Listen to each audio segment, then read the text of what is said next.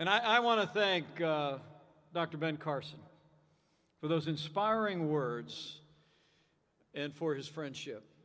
Abraham Lincoln said his only ambition in life was to be esteemed by people he esteemed.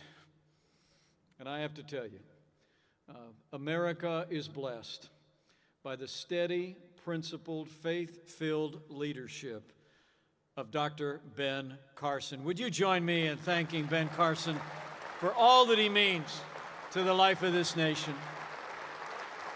We cherish you and Candy so much.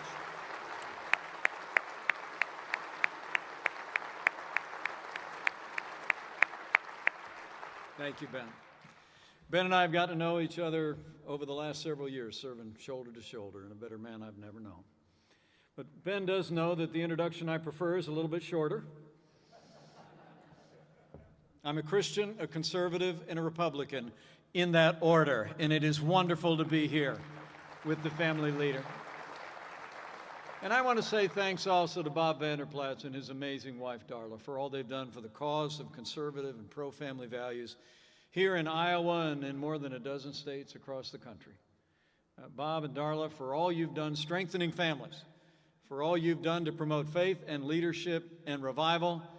Can we hear it for Bob and Darla and the family leader team for all they've done? Thank you all for being a part of this vital ministry in the life of the nation. We're so grateful.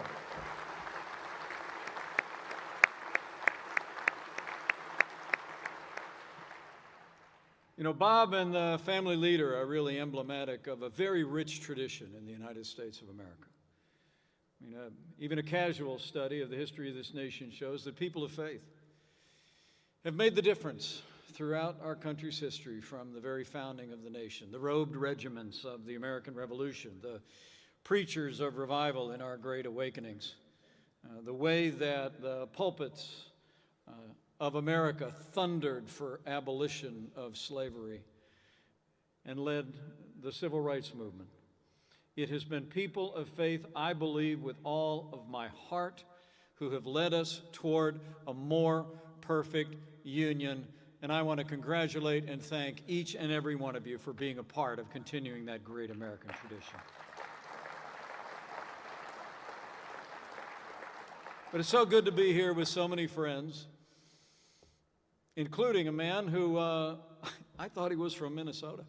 But he is a man of faith who's been a champion of everything that we hold dear. And he actually was kind enough to bring my sister and my niece down from Minnesota. Would you join me in thanking Mike Lindell and the whole team that's down from My Pillow. Thanks for all you do for people of faith in the conservative cause, Mike. So thanks to all the friends who are here. And speaking of friends, allow me to bring greetings from another friend of mine, a man who I can tell you firsthand has fought to keep the promises that he's made to people of faith, people dedicated to family, people who believe in freedom every single day the last 3.5 years. I bring greetings from the 45th President of the United States of America, President Donald Trump.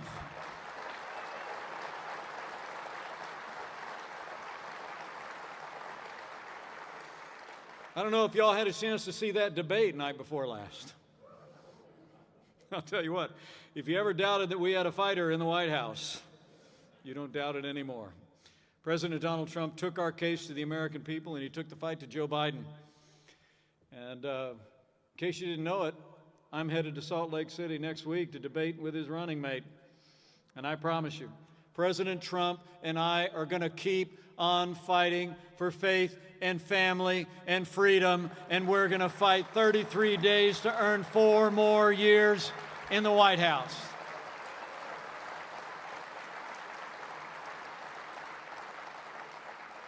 And we're going to tell our story, and I challenge each and every one of you to do the same, because we've got an incredible story to tell about what we've accomplished for this country.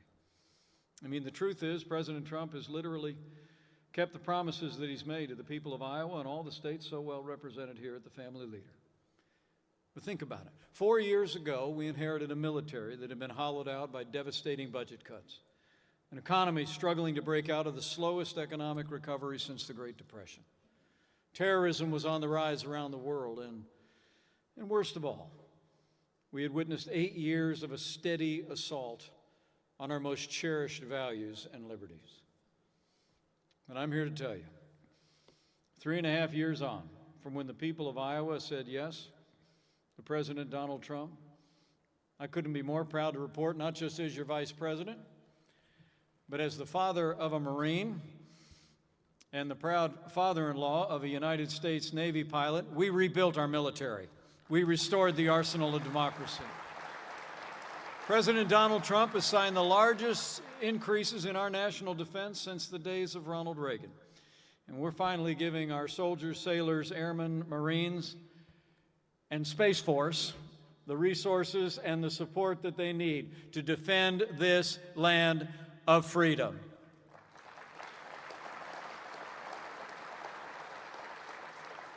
And with that renewed American strength, under the President's leadership, our armed forces have taken the fight to radical Islamic terrorists on our terms, on their soil. Where Joe Biden sent pallets of cash to the mullahs in Iran, President Donald Trump got us out of the Iranian nuclear deal.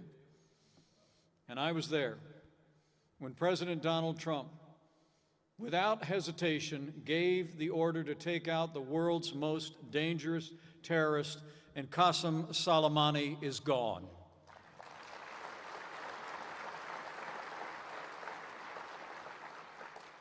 But President Donald Trump has put the security of America first. And in our first 3 years, our president also took decisive action to revive the American economy. Where Joe Biden has plans to raise taxes across the board, President Donald Trump has cut taxes for small businesses and large, cut taxes for working families. We rolled back in those first 3 years more federal red tape already than any president in American history. We unleashed American energy. We fought for free and fair trade. And in just 3 short years, businesses large and small created more than 7 million good-paying jobs, including nearly 12,000 jobs right here in Iowa. So it's been about security. It's been about prosperity in these first 3 years. And every step of the way, your president and our administration have stood for the rule of law and the principles we cherish. So I stand before you today. We've seen confirmed more than 230 conservative judges to our federal courts at every level, and I can tell you, they are all men and women who will uphold the God-given liberties enshrined in our Constitution, like the freedom of speech, the freedom of religion, and the Second Amendment right to keep and bear arms.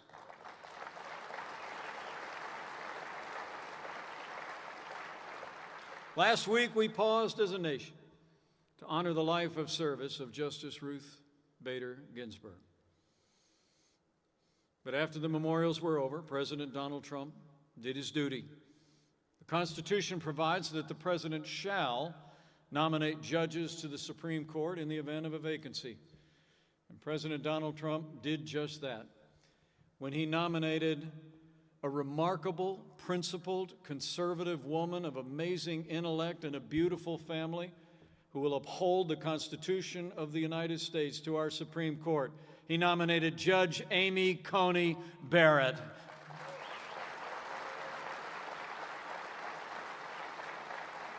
Two days ago, I had the privilege of escorting Judge Barrett to the United States Senate, and she's on Capitol Hill all this week, meeting with members of the Senate. We challenged Democrats in the Senate to provide Judge Barrett with a respectful and dignified hearing and to give America the kind of confirmation process the American people deserve.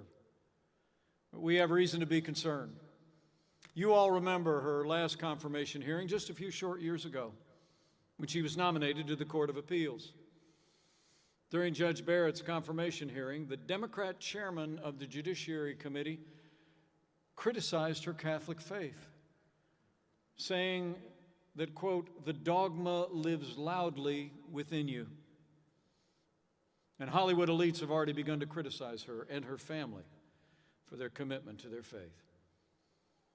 Well, I got news for the Democrats and the Hollywood elites. That dogma lives loudly in me. That dogma lives loudly in hundreds of millions of Americans.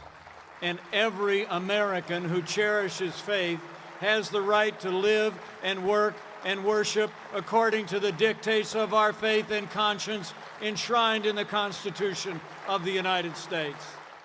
I couldn't be more proud to serve as Vice President to a president who stands without apology for the sanctity of human life. President Donald Trump is the most pro-life president in American history. It's true.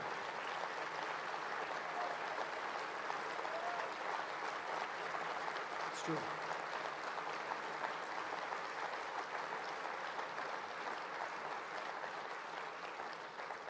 On just our fourth day in office, the president reinstated what's known as the Mexico City policy, ending taxpayer funding of foreign programs that provide or promote abortion around the world. And it was this president who earlier this year became the first president since Roe v. Wade to go to the National Mall and address the March for Life in person. We stand with those who stand for life.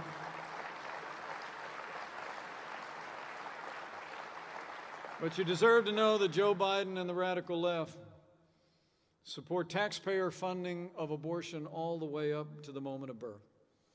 They're calling for historic increases in funding for Planned Parenthood of America. And after spending an entire career since Roe versus Wade supporting what came to be known as the Hyde Amendment, a great piece of legislation by the late Henry Hyde that prevented taxpayer dollars from being used to pay for abortions in America. Last year, Joe Biden reversed his historic position in support of the Hyde Amendment and now supports taxpayer funding of abortion. You know, I must tell you, and Ben mentioned how many tie-breaking votes I've cast as vice president. But I got to tell you, the one I'm proudest of was the day I was able to cast the tie-breaking vote in the United States Senate to allow states to defund Planned Parenthood. And President Donald Trump signed it into law.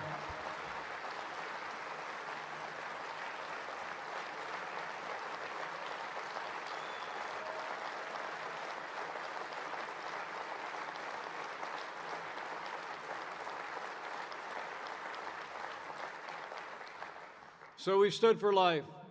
And from day one, this president has also stood strong for what's come to be known as our first freedom. That is religious freedom, enshrined in our Constitution. Early on in our administration, the president took steps to free up the pulpits of America. We believe that the freedom of speech should not end at the front doors of our churches, synagogues, and houses of worship. And President Donald Trump stopped enforcement of the Johnson Amendment and restored the freedom of speech. The leaders of faith. We've also taken steps to respect the conscience rights of doctors and nurses and teachers and religious charities all across America. And it was this president and this administration that ended the assault on the Little Sisters of the Poor, and the Supreme Court made it permanent just weeks ago.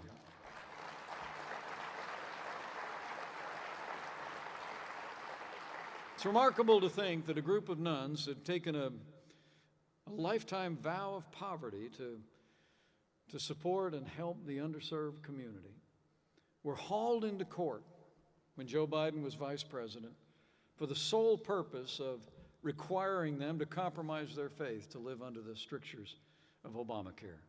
The Supreme Court actually voted by 7-2 to make permanent the efforts to conform the Little Sisters of the Poor to Obamacare.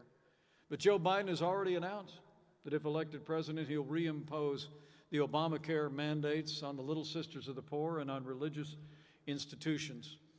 And his own running mate actually attacked one of our judicial nominees for being a member of the Catholic Knights of Columbus. So let me just say, these attacks on the freedom of religion must stop in America, and with 4 more years, we will stand for the religious freedom of every American of every faith.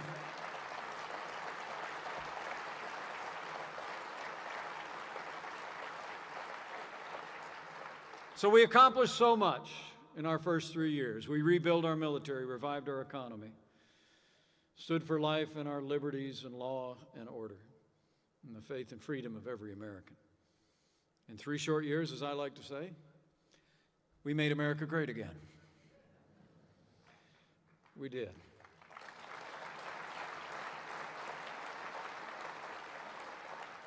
But then, as Ben shared, and he's a valued member of the White House Coronavirus Task Force, then the coronavirus struck from China. But I want you all to know that before the very first documented case of community transmission within the United States, our president did what no American president had ever done before.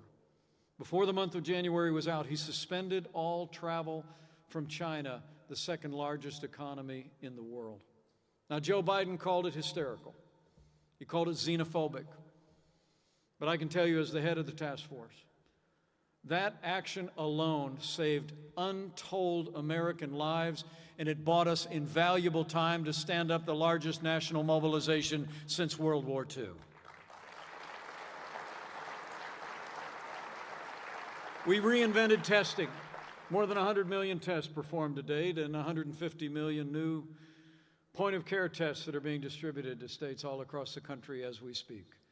We worked with manufacturing here in Iowa and all across the country to see to the production and the distribution of literally billions of medical supplies for our doctors and nurses and healthcare